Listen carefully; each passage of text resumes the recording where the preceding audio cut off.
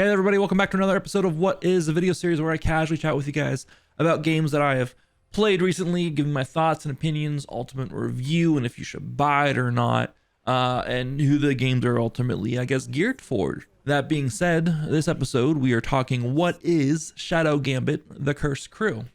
This is going to be more of a first look video, obviously, because the game has not come out officially yet.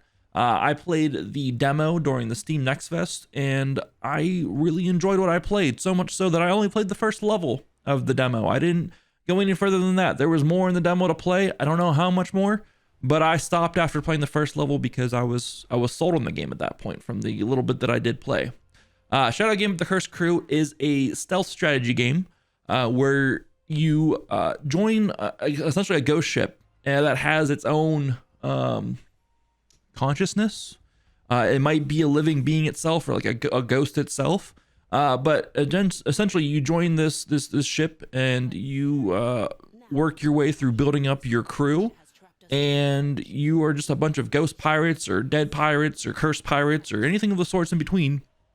And I think your ultimate goal is just to find this legendary treasure that is in the region that you are in. Obviously you are going to be battling against, or I guess working against an army that I guess they're called the Inquisition is what they're called, and they're kind of in the way. They're causing problems. They're obviously looking for said treasure themselves, so it's kind of a race for the treasure in a sense, but it's not so much of a race because it is a stealth game. So slow and steady wins the race in games like this. It's a top-down, like kind of isometric camera style for this, but you can kind of zoom in, move the camera all around, get different angles of different things, and it took a while for me to get used to the controls. I'm not used to these style of games, but once I got used to the controls, it did flow very, very well when it came to the gameplay itself.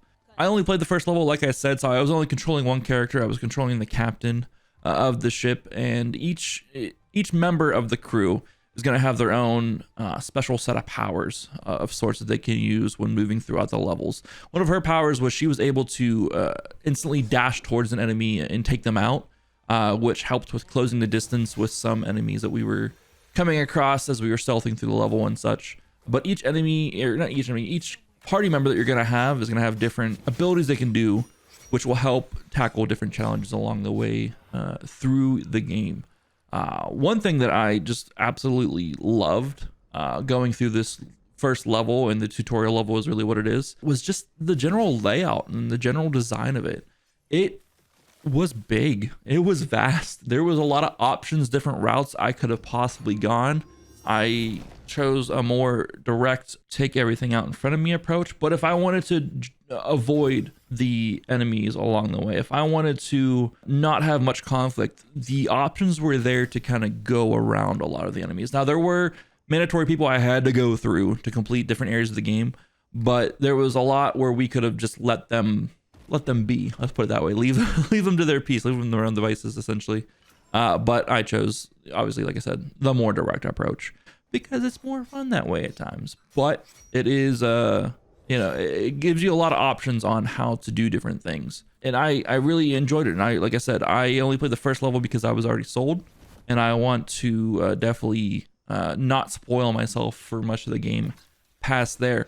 I'm really curious and excited to see how the different characters play out. From some of the footage I've seen of some of the different party members, there's one who can literally like throw a bush that you can hide in. So if you're going across a wide open area, then you can literally throw a bush, then you can go and hide in it, and you literally throw it next to someone and just walk up next to them and have a nice hidden space to then just take them out and hide them within the bushes themselves. Because if you don't hide the bodies you take out, if someone passes by, then they're going to be suspicious. They're going to know someone's in the area and they're going to go searching for you. And that's not a good thing, because if you get caught, if you get seen doing one thing or another, it's all over.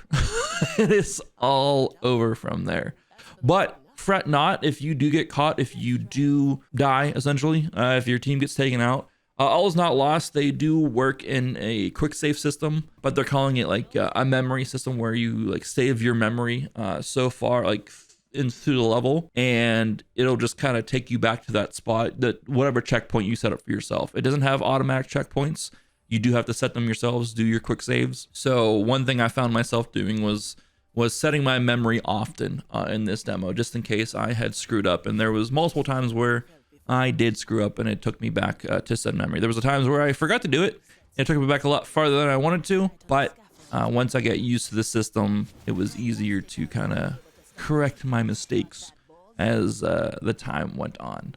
But yeah, that's going to be, I guess, my first impressions for Shadow Gambit, the Cursed Crew. I can't go too much in depth of it yet because I haven't played the full game.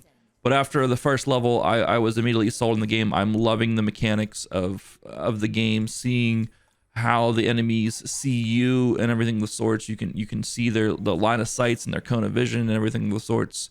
And it's gonna be a fun game. It's gonna be a good game to tag into and try out and work through the problems and the processes of it for sure. That being said, it does come out on August 17th on Steam. Clue on what the price is going to be yet for it, but this is definitely quickly becoming one of my more anticipated games for this year.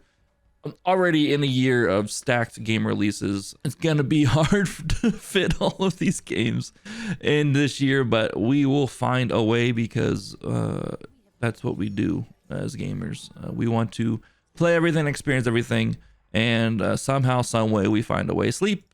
What is sleep anymore? Am I right? Let me know in the comments down below if you plan on picking up the game or not, and I will see you guys in the next video.